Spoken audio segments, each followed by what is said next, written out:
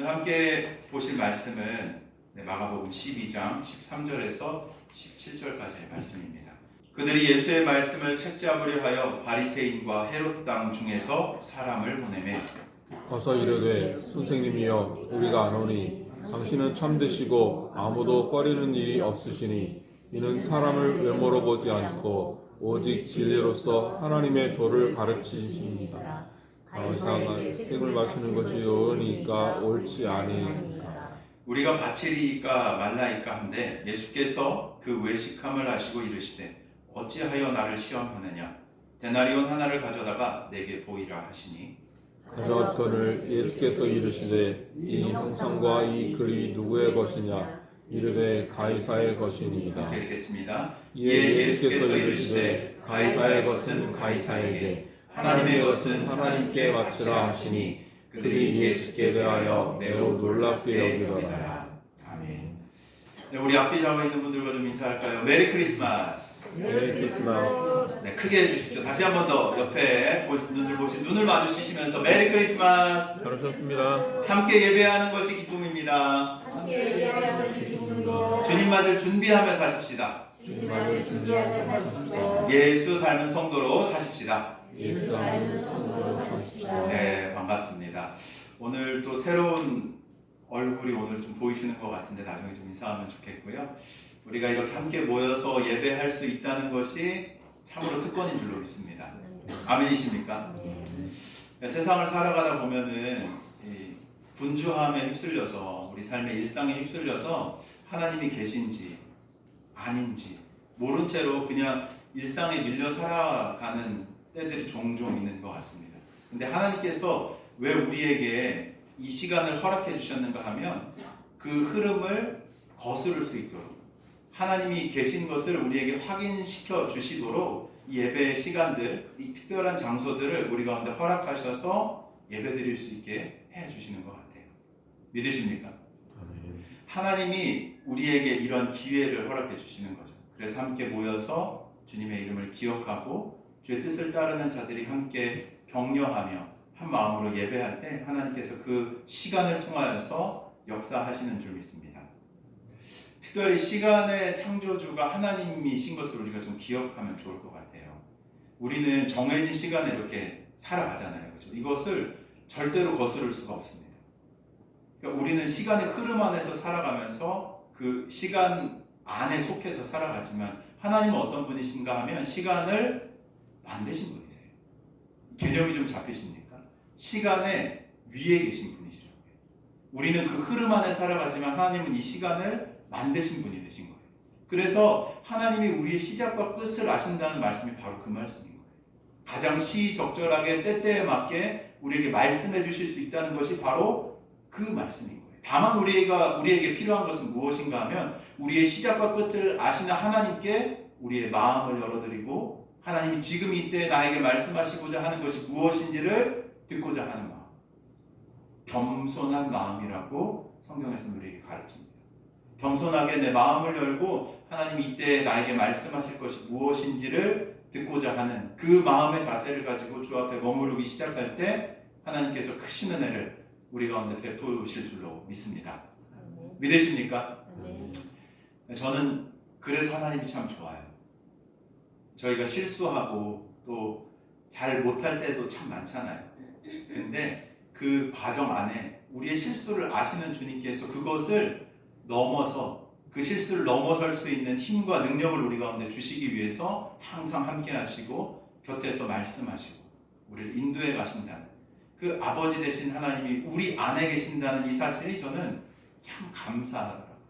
여러분 그 주님께서 우리 안에 함께하고 계시는 줄 믿습니다. 믿습니다. 네, 우리가 주님을 영접하고 산다는 은혜가 바로 그런 특별함이 있는 것이죠. 우리 다시 한 번 더 옆에 분들과 좀 인사할 때는 하나님이 당신과 함께 하십니다. 하나님이 권세와 함께 하십니다. 당신의 삶을 하나님께서 인도하십니다. 하나님께서 인도하십니다. 하나님의 선하신 인도함을 받는 우리 민들레교회 성도님들이 되시길 주의 이름으로 축원합니다. 오늘 보면은 지난주 우리 말씀부터 좀 한번 생각해 보면 좋을 것 같은데요. 지난주 어떤 말씀이었죠? 종교 지도자들이 찾아와서 예수님의 권위를 문제 삼으면서 누가 당신에게 이런 권세, 권위를 주었는가라는 질문을 했던 것을 우리가 기억하실 것입니다. 이 당시의 종교 지도자들이 던진 그 질문을 우리가 좀 생각해 보면 지난주에 살펴보았던 것처럼 정말로 궁금해서 이 질문을 던진 건가요? 그렇지 않죠. 예수님의 권위를 무너뜨리기 위해서, 예수님을 따르는 자들을 떨어뜨리기 위해서 이 질문을 했던 것이었습니다. 하지만 예수님께서는 어떻게 하시죠? 이런 그들의 의도를 아시고 도리어 되부르시면서 그들의 위선을 드러내죠. 그러면서 등장했던 것이 지난번에 우리가 함께 살펴보았던 12장 초반부 어떤 비유였죠? 어떤 비유였습니까? 네, 포도원 농부의 비유. 이 포도원 누가 지었다고 했죠? 주인이. 그 맡겨진 종들이 한 것이 있습니까? 하나도 없어요. 주인이 모든 것을 준비합니다. 산 울타리를 두르고 줍자는 틀을 만들고 망대를 짓고 모든 것을 준비한 다음에 청지기처럼 그들에게 맡겨주죠. 하지만 그 맡겨준 것들을 제대로 관리하지 못했던 그 종교 지도자들의 위선이 이 비유를 통해서 적나라하게 드러나게 되죠. 하나님 나라의 열매를 거부한, 하나님께 드려야, 마땅히 하나님께 드려야 할 것, 이 포도원의 주인이 하나님이신데 그것을 맡김받은 이 지도자들이 마땅히 하나님께 드려야 할 것들을 하나님께 드리지 않음으로 말미암아 이 하나님께서 그들을 심판하시는 내용들이 기록되어 있는 것이죠. 그러면서 지난주에 이렇게 말씀드렸죠. 우리 삶 우리의 것입니까? 내가 내 삶의 주인이 나라고 생각하시면서 살고 계십니까? 아니요.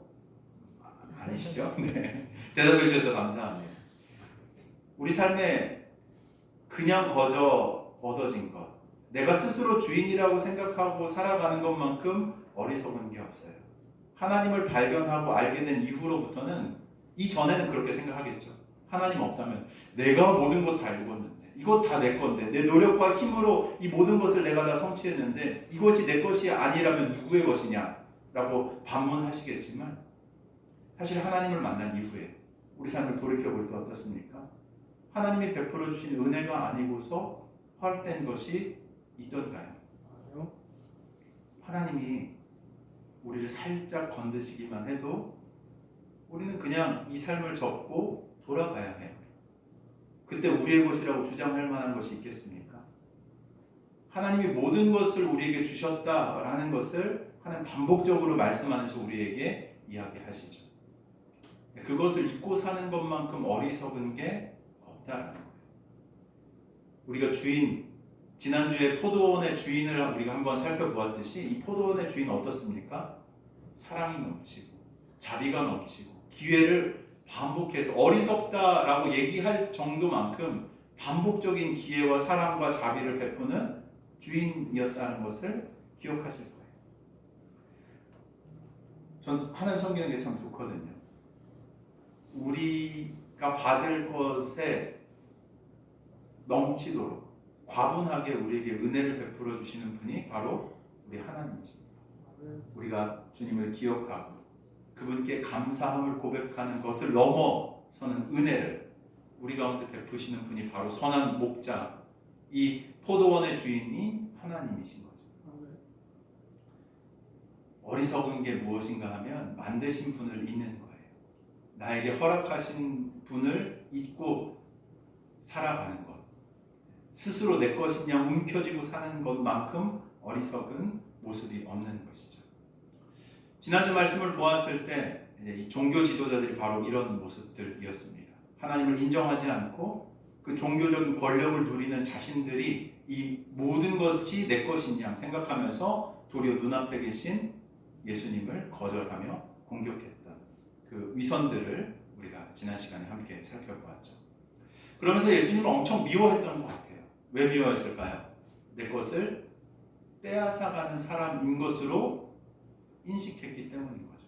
야, 이 사람 가만히 놔뒀다간 새를 더 이뤄가지고 내가 가진 이 권력들, 내가 이루어놓은 모든 것들을 위해를 가할 만한 존재가 될 수 있겠구나라는 이 위기감을 그들이 느꼈던 것 같습니다.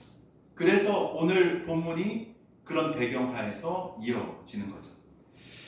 우리 한번 오늘 본문 12장 13절 말씀 한번 같이 읽어볼까요? 시작. 그들이 예수의 말씀을 책 잡으려 하여 바리새인과 헤롯 땅 중에서 사람을 보내매. 네. 처음에 보면은 그들, 여기서 그들이 누굴까요?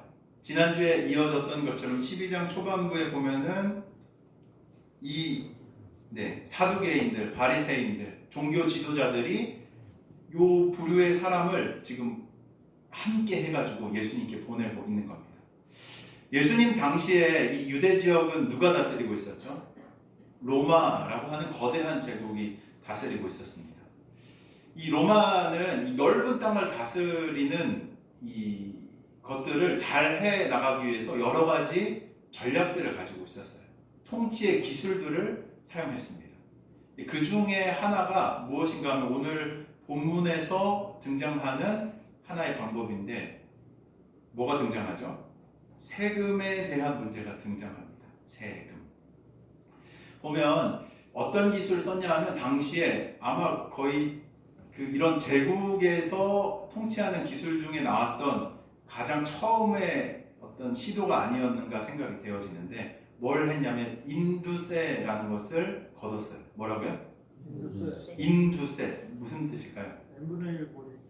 그렇죠. 사람 인자에다가 머리 두자. 세금 할 때 그 세금이죠. 그래서 사람의 머릿수만큼 뭘 매기는 거예요?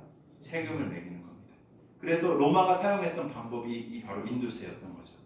그래서 로마는 어떻게 하냐면 매 6년마다 인구 조사를 실시합니다. 그래서 이 인두세로서 사람들에게 세금을 걷어가요.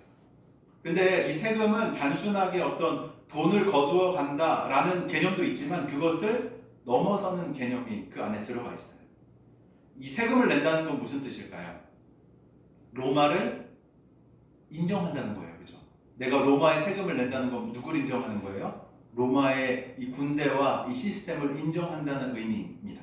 그래서 군사적인 힘과 정치적인 지배를 한다는 사실을 인정하면서 내는 게 바로 이 세금인 거죠. 유대인들, 지금 우리가 마가복음 쭉 살펴보고 있지만 어떤 사람들 같아요?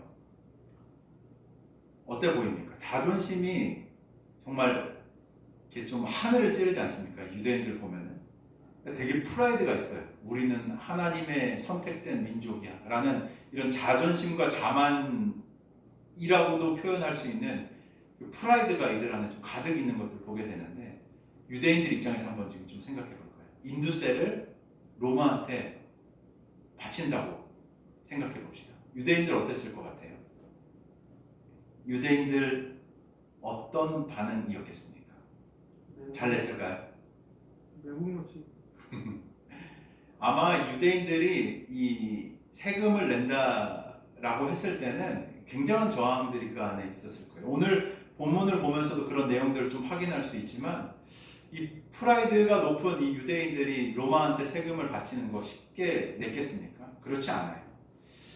얼마나 우리나라의 예를 한번 좀 들어본다면, 옛날에 일제강점기 때 뭐 강제로 세금을 막 징수해 가잖아요. 옛날 할아버지한테 들었는데 녹그릇이 남아나지 않았다고 그런 얘기를 제가 들은 적이 있는데, 그런 것들을 경험하면서 가졌던 그런 분노들 아마 그들 안에 가득했을 겁니다.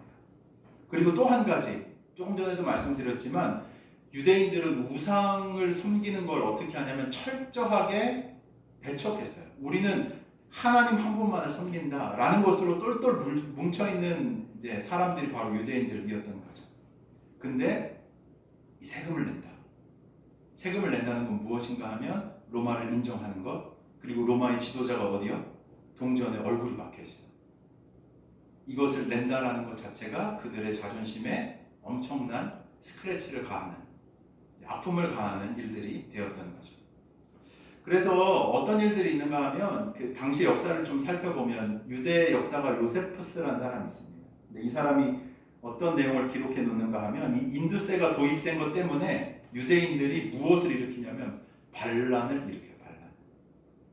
내가 이 세금 로마한테 낼 수 없다 하면서 이런 논리를 가지고 사람들을 선동해서 반란을 일으킵니다. 이거 성경에서도 찾아볼 수 있는데 혹시 어디 있는지 아시는 분 계실까요? 잠깐 한 구절 등장해요.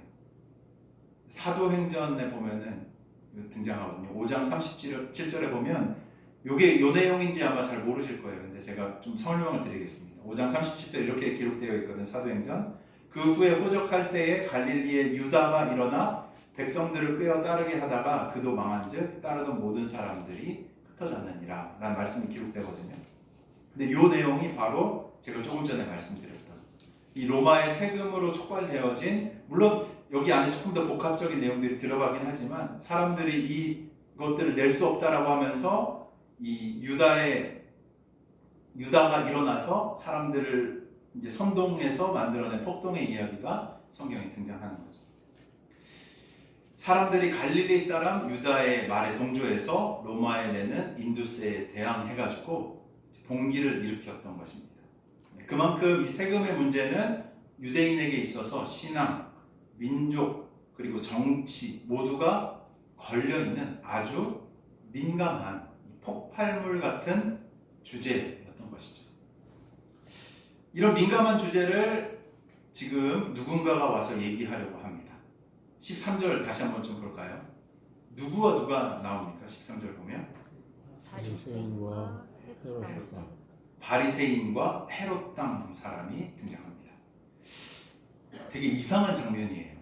이 성경을 좀 아시는 분들이라면 이걸 보면서 뭐야 왜 이렇게 기록돼 있어? 라고 생각을 하시는 게 맞습니다. 왜냐하면 이 두 부류의 사람이 절대로 조화롭게 한 구절에 등장할 만한 부류가 아니기 때문에 그래요. 아마 바리새인은 많이 들어보셨을 거예요. 그죠? 바리새인. 바리새인은 누구죠? 율법을 가장 중요하게 생각하는 사람들입니다. 그래서 무엇하냐면 로마의 지배를 좋아했을까요? 싫어했을까요? 당연히 싫어하죠. 우리 민족 하나님이 주신 이 율법을 따르면서 살아가는 것이 맞는데 로마가 와서 자꾸 우리의 전통들을 건들고 우리의 자존심을 뭉개고 있어 하면서 이 바리새인들은 로마의 지배를 극도로 싫어합니다. 그리고 세금을 조금 전에 말씀드렸던 것처럼 세금을 내는 거 어떻게 생각하냐면 하나님의 주권을 더럽히는 일처럼 여겼던 사람들이 바로 이 바리새인들이에요. 종교적으로 아주 철저했고 주중에 금식하는 것 기본이고요. 율법 613가지 해야 되는 것, 하지 말아야 될 것, 그 모든 것을 분류해서 하나도 어기지 않고 살아가려고 노력했던, 그것을 삶의 방식으로 이제 취하면서 살아갔던 사람들이 바로 바리새인들이란 말이에요. 그러면 이 바리새인들이 여기 헤롯 땅하고 같이 지금 등장해. 헤롯 땅 어떤 사람일까요? 헤롯 땅 이름이 뭐예요? 헤롯의 당이에요. 헤롯 당. 그러니까 헤롯 당이죠. 헤롯의 이 그 권력을 우리가 지지한다라는 모임 같은 것, 파티라고 보시면 될 것 같아요. 그러니까 무슨 그룹이겠어요?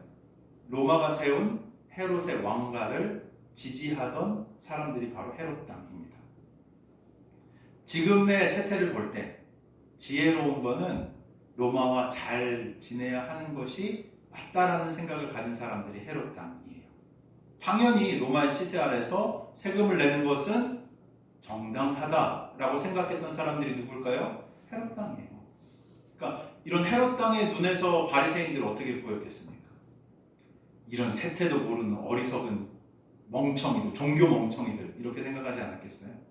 벽창호 같고 시세를 모르는 바보들이라고 생각했을 거고, 반대로 바리새파에서 헤롯 당을 어떻게 바라봤을까요?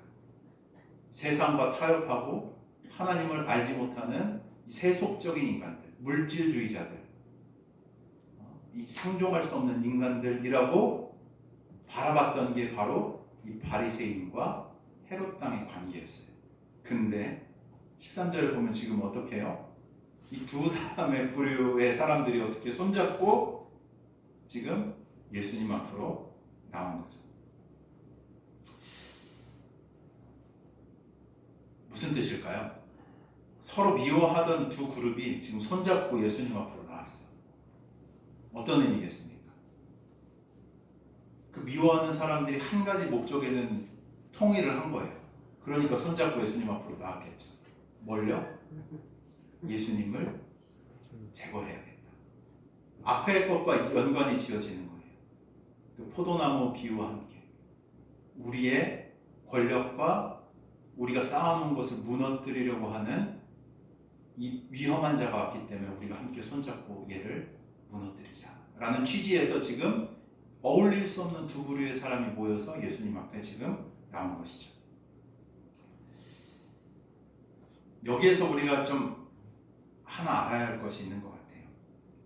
사람은 자기 생각이 달라도 자기 자리가 위협받는 순간에는 어떻게 하냐면 쉽게 연합한다는 거예요.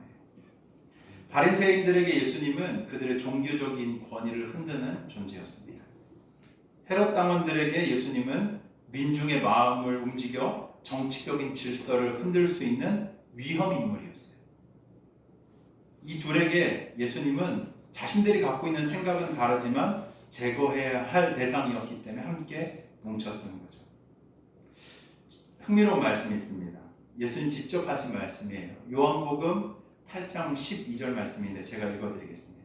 예수님이 직접 하신 말씀이거든요. 뭐라고 기록되어 있냐면 나는 세상의 빛이니 나를 따르는 자는 어둠에 다니지 아니하고 생명의 빛을 얻으리라 라는 말씀이에요.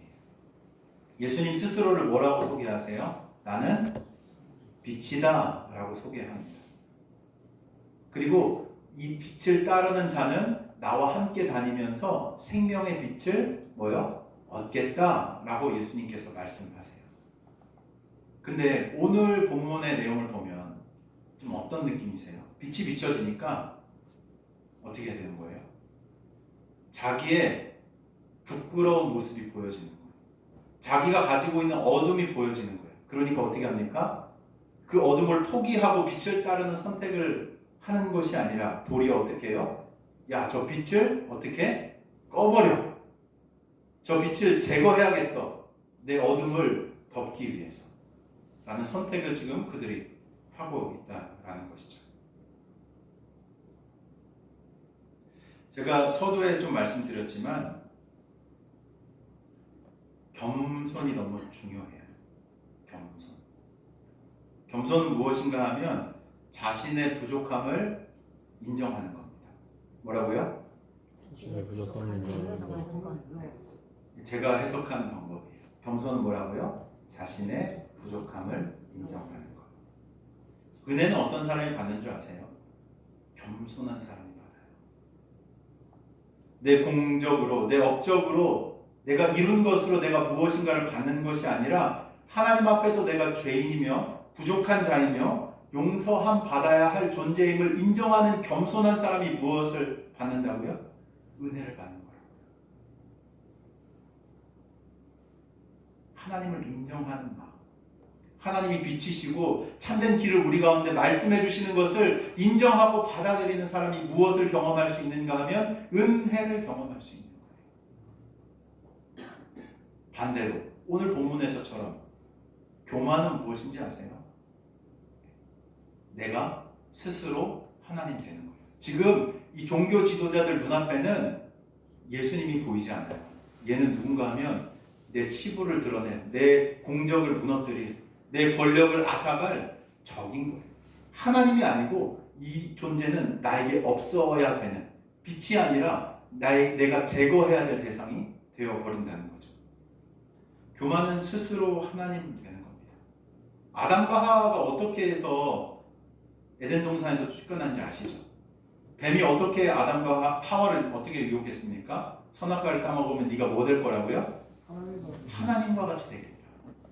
네가 네 삶에 있는 걸 스스로 판단하고 바르게 알 수 있는 하나님처럼 모든 것을 판단할 수 있는 하나님이 될 거야 라는 것으로 유혹했어요. 근데 어떻습니까? 정작 그들에게 찾아온 건 뭐예요? 죽음이에요. 영원한 죽음이 찾아왔다. 하나님은 이것을 다시 회복하시기 위해서 우리 가운데 오신 거예요. 영생의 빛을 우리 가운데 비추시면서 어둠 가운데 나와서 내 빛의 자녀로 살아가라 라고 우리를 부르시기 위해서 이 자리 가운데, 이 땅 가운데 찾아오신 것이죠. 이 빛을 거절하는 것을 다른 말로 교만이라고 하는 거예요. 교만. 하나님을 인정하지 않는 것. 내가 스스로 하나님이다 라고 생각하면서 살아가는 것. 모든, 이거 좀 더 쉽게 설명드려볼까요? 모든 어떤 판단의 기준에 있어서 그냥 그 선택의 결정을 누가 다 내리는 거예요? 내가 다 내리면 그게 뭐예요? 내가 하나님처럼 살아가는 거예요. 하나님께 묻지 않고, 하나님께 듣지 않고, 하나님의 말씀의 기준에 따르지 않고, 내가 스스로의 기준을 가지고 모든 것을 판단하며 살아가는 것. 그게 스스로 하나님 되어 살아가는 삶. 다른 말로 교만한 자의 삶이라는 거죠. 그러면 똑같은 현상이 일어나요. 예수님 인정하고 싶지 않은 거예요. 내 어두움을, 내 안에 있는 이 보이고 싶지 않은 부분들을 비추시는 예수님을 인정하고 싶지 않은 거예요.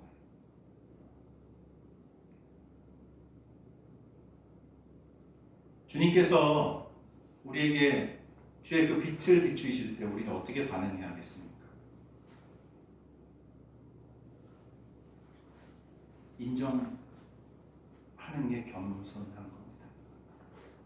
하나님이 우리 가운데 오셔서 말씀하실 때 내 스스로에 있는 모습 그대로를 인정하고 그분의 말씀을 듣고 따르며 순종하는 삶이 지혜로운 삶인 줄로 믿습니다. 아멘이십니까? 네. 너무 중요해요. 너무 중요해요. 믿는다 하지만 하나님을 인정하지 않고 살아간다면 진정으로 주님을 따르고 믿고 살아간다고 얘기할 수 없는 거예요. 여러분의 선택과 결정 안에 주의 선하신 뜻이 드러나고 나타나시길 주의 이름으로 축원합니다. 물으셔야 돼요. 묻고 듣고 순종할 때 바로 이 겸손함이 우리 삶 가운데 성취되어지게 되는 것이죠. 이런 배경에서 오늘 말씀을 보면 지금 이 사람들은 예수님께 질문하러 온 걸까요? 아니에요. 예수님을 어떻게 해서든 넘어뜨리려고 하기 위해서 함께 연합해가지고 나왔다는 것을 우리가 확인할 수 있죠. 이 어색한 조합, 바리새인과 헤롯 땅 사람이 예수님께 다가옵니다. 그리고 입을 열죠. 14절 말씀 한번 읽어볼까요? 시작. 와서 이르되 선생님이여 우리가 아노니 당신은 참되시고 아무도 꺼리는 일이 없으시니 이는 사람을 외모로 보지 않고 오직 진리로서 하나님의 도를 가르치심이니이다. 가이사에게 세금을 바치는 것이 옳으니까 옳지 아니하니까. 14절 보면은 몇 줄이 칭찬인지 모르겠어요. 하나, 둘, 셋, 넷. 그 제가 가진 성경책 보면 5줄이 칭찬이에요. 예수님에 대해서 뭐요? 우리가 아노니 당신은 참되시고 아무도 꺼리키는 일이 없으시니 이는 사람을 외모로 보지 않고 오직 진리로서 하나님의 도를 가르치십니다. 쭉 칭찬합니다. 야, 이런 칭찬이 어디 있을까요? 선생님 어디서나 같은 말씀을 하시는 분이세요. 앞에서는 이렇게 말하고 뒤에서는 다르게 말하지 않는 정직한 분이십니다. 누가 듣든 누가 보든 진리를 진리라고 말할 수 있는 분이십니다. 이렇게 얘기하는 거죠. 눈치 안 보는 분이세요. 권력 앞에서도 말을 바꾸지 않는 분이십니다. 사람 비위를 맞추지 않고 해야 할 말은 하시는 분이십니다. 대단하지 않습니까? 들으면은 막 어깨가 으쓱 올라갈 법한 칭찬이에요. 듣기에 참 좋은 말이죠. 틀린 말이 있어요. 참되시고 외모로 보지 않고 참되게 하나님의 도를 가르치시는 분. 이분 누구예요? 예수님이에요. 틀린 말 정말 하나도 없어요. 정말 맞는 말이에요. 예수님께 어울리는 말이기도 하죠. 근데 여러분, 이 말에는 진심이 없어요. 그리고 이 말에는 존경이 없어요. 이 말은 예수님을 높이기 위한 말이 아니라 뭐예요? 예수님을 묻기 위한 말이에요. 이 말에서 빠져나갈 수 없도록 이 뒤에 질문을 다 함정처럼 해놓고 나서 또 바른 말하는 사람이잖아. 절대로 권력 앞에 굴하지 않는 사람이잖아. 참된 것을 말하는 사람이잖아 라는 것을 숨겨두고 이 얘기를 하면서 이 본의를 숨겨두고 거짓으로 사람을 묻기 위한 말이라는 거죠. 성경은 이 장면을 아주 정확하게 표현합니다. 15절을 보면 이들을 향해 무엇하는 자라 표현하는가 하면 외식하는 자다 라고 표현합니다. 입술은 하나님의 이야기를 해요. 표면적으로 볼 때 틀림은 전혀 없습니다. 다 맞는 말이에요. 근데 마음은 전혀 하나님께 가 있지 않은 말. 외식이 이런 거죠. 듣기에는 바른 말이고 틀린 것 하나 없는 말인데 무엇이 없는가 하면 바로 뭐요? 마음, 진심이 없는 말.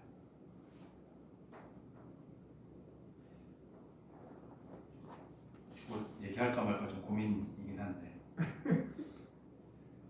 기도 해줄게 많이 하시죠? 기도할게. 약간 그 믿는 분들한테는 헤어진 인사 같은 비슷한 말이잖아요. 그래 내가 들었어. 기도할게.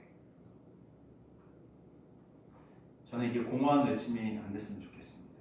저는 가급적이면 이 얘기를 했을 때 어기지 않으려고 노력해요. 노력한다는 게 못한 때도 있다는 걸 정직하게 여러분 앞에 말씀드리는 거예요. 외식하고 싶지 않아요. 정직하게 공허한 말 하나님 앞에 드리고 싶지 않습니다. 참 얘기 많이 하잖아요, 그렇죠? 누구랑 만나서 다 듣고 나서 기도할게. 정말 기도하시죠? 할렐루야. 네. 할렐루야. 기도하시죠? 편하니. 기도 서로를 위해 기도할 때 정말로 하나님이 그 사람에게 주시고자 하는 마음들을 우리에게도 알려주실 때가 있어요. 기도하셔야 돼요. 아까도 말씀드렸지만 나 개인을 위해서도 그렇지만 우리 공동체 하나님이 세우신 교회를 위해서라도 무엇해야 하냐면 서로를 위해 우리 자신을 위해 기도해야 할 필요가 있는 것이죠. 하나님 우리의 중심을 보시는 분이십니다. 주님 아세요. 칭찬처럼 들리는 말이지만 독을 감춘 말이었습니다. 그리고 성경은 바로 이어서 이렇게 기록하고 있죠. 예수님께서 그들의 외식을 아시고. 예수님 속으시는 분이신가요? 아니에요. 아세요. 우리의 중심에 무엇이 들어있는지를 아시는 분이십니다. 그들의 말투, 눈빛, 질문의 방향 속에 담긴 진짜 마음을 예수님은 이미 알고 계셨어요. 그리고 뭐라고 얘기하시는가 하면 예수님 뭐라고 얘기하십니까? 15절 어찌할 나를 시험하느냐 하고 뒤에 한번 읽어볼까요? 나련 하나를 가져다가 내게 보이라 하시니 뭘 가져오라고 하세요? 동전. 데나리. 여기 되게 이게 중요한 장면 중에 하나예요. 예수님이 자기 손으로 동전을 꺼내시는 게 아니라 어떻게 해요? 질문한 사람들에게 뭘 가져오라고요? 데나리. 로마의 동전을 가져와라 라고 말씀하십니다. 어떻게 해요? 그들이 그 동전을 가져와요. 그 동전이 어디에서 나왔을까요? 그들의 손에서 예수님 앞에서 이렇게 보여지는 거죠. 무슨 의미입니까? 그들의 손에서 동전이 이렇게 꺼내졌다라는 건 무슨 의미예요? 속마음이 겉으로 나와. 조금 더 쉽게 원행 이 사람들이 지금 무엇을 쓰고 있냐면 로마의 돈을 쓰고 있는 거예요. 그렇죠? 당연히 갖고 있는 거 꺼냈으니까 이 로마의 돈을 쓰고 있는 거죠. 예수님을 함정에 빠뜨리기 위해서 나왔던 사람들이 너희들은 지금 당연하게 로마의 체제 안에서 살고 있다는 것을 자신의 행동으로 모여있는 모든 사람들한테 보여줄 수 있도록 예수님이 질문하신 거예요. 그리고 그들은 그 동전을 실제로 자기 손으로 꺼냅니다. 인정한 거죠. 자신들도 로마의 체제 안에 살고 있다는 것을. 근데 속마음이 여기서 또 까발려진 거예요. 겉으로는 세금을 내는 게 맞냐 아닌 게 맞냐라는 것으로 분쟁을 만들려고 하지만 이 마치 믿음의 문제인 것처럼 분쟁을 만들려고 하지만 너희 그 체제 안에 살고 있지 않아요. 그리고 또 물으시죠. 여기 동전에 새겨 있는 게 형상과 글이 누구냐라고 예수님 물으십니다. 동전에 누구의 얼굴이 새겨져 있을까요? 가이사, 황제, 카이사 시저라는 단어입니다. 황제의 얼굴, 황제의 이름이 거기에 새겨져 있어요. 이 고대 사람들은 이런 것을 잘 알고 있었어요. 그래서 어떤 물건에 무엇인가의 형상이 이렇게 새겨져 있다면 그 새겨진 형상이 그것의 그 물체의 주인이라는 것을 알고 있었습니다. 대답하는 거죠. 이것은 가이사의 것입니다. 이 대답하는 순간 자신들이 이 음흉하게 숨기고 나왔던 그 질문의 의도가 무너지는 거예요. 자기 입으로 스스로 말해버린 거죠. 그 순간 예수님께서 말씀하십니다. 가이사의 것은 가이사에게, 하나님의 것은 하나님께 바쳐라. 동전은 누구 거예요? 이 동전. 내 거. 네, 로마의 재고 가이사의 겁니다. 그러니까 누구한테 돌려줘요? 가이사한테 돌려줘. 세금이라면. 근데 저는 이때 예수님이 이들의 이 어떤 음흉한 질문을 깨뜨리시는 부분들도 있지만 예수님의 시선은 사람에게 가 있었구나라는 것을 좀 보았던 것 같습니다. 동전은 가이사의 것인데 그러면 동전을 사용하는 너희는 누구의 것이냐? 너희는 누구의 것이냐? 사람에게는 무엇이 새겨져 있나요? 우리는 누구의 형상입니까? 하나님의 말씀은 분명하게 창세기부터 성경의 가장 앞에서부터 이야기해요. 우리는 누구라고요? 하나님의 형상이라고 얘기를 해요.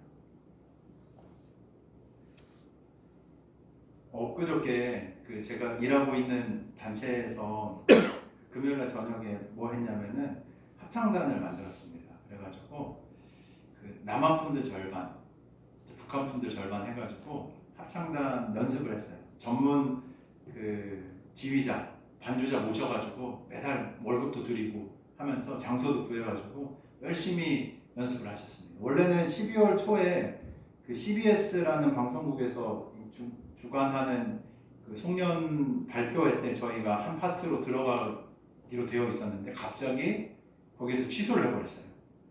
그래가지고 어떻게 할까 고민을 하다가 이제 저희 그동안 한 해 동안 연습했던 것 그냥 이렇게 지나가는 것은 너무 아쉽다 해서 그 장소를 빌려가지고 지난주 금요일 날에 발표회를 했는데 굉장히 바빴습니다. 그 때문에 정신없이 막 왔다 갔다 하면서 했는데 이 발표회를 총괄하면서 한 가지를 좀 생각하게 됐어요.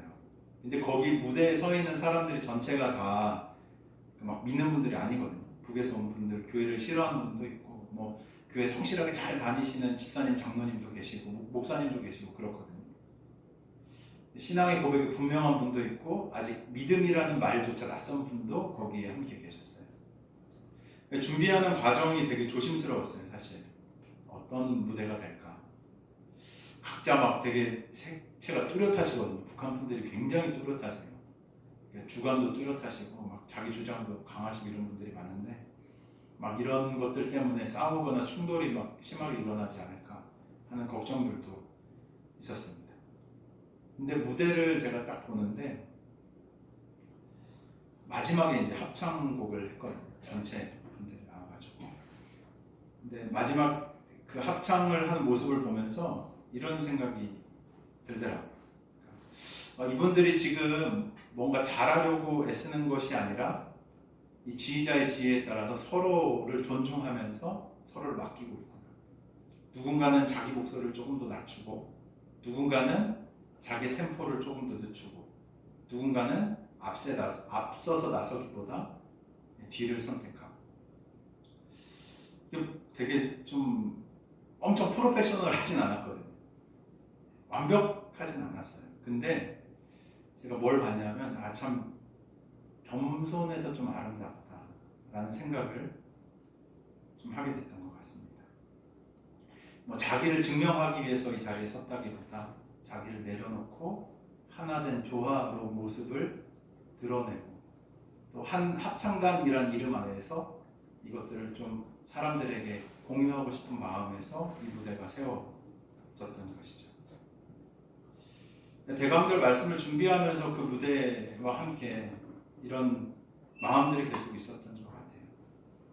자기의 중심의 교만에서 벗어나 함께 그리스도의 빛을 향해 움직일 때 우리는 하나님께 속한 삶을 살아갈 수 있다. 그분들이 막 예수님을 갑자기 믿고 이런 건 아니에요. 물론 저희가 종교색채, 저희 단체 종교색채를 이렇게 뚜렷하게 뛸 수가 없습니다. 근데 자기 삶을 조금씩 내려놓기 시작하고 타인의 이야기를 듣기 시작하고 또 하나님이 우리에게 주신 것들을 겸손하게 인정하면서 살아가기 시작할 때 그 모습이 겸손이 되어서 하나님의 인도함을 받는 진정한 은혜의 길로 걸어갈 수 있는 일들이 나타난다는 것. 겸손은 내가 부족하다는 사실을 인정하는 거고요. 겸손한 삶은 내 인생의 지휘봉을 하나님께 내어드리는 삶입니다. 대강절 주님 오심을 기다리는 계절입니다. 빛이 어두움을 비추는 순간을 준비하는 시간이기도 하죠. 그 예수님의 말씀 들으면서 이 대강절에 이렇게 좀 들렸던 것 같아요. 너는 누구에게 속한 사람인가? 너의 삶의 방향은 어디를 향하고 있는가?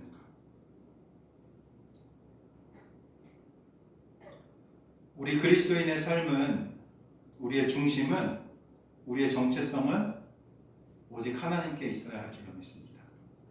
아멘이십니까? 우리는 하나님의 형상에 따라 지음받은 존재이기 때문입니다. 바리새인들, 헤롯 당원들, 교만한 사람들은 예수님을 정치적인 함정을 이용해서 무너뜨리려고 합니다.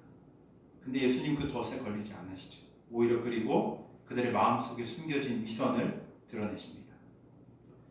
사람들은 동전을 들고 질문했지만 예수님을 누굴 보셨냐면 그 동전을 들고 있는 사람을 보셨어요.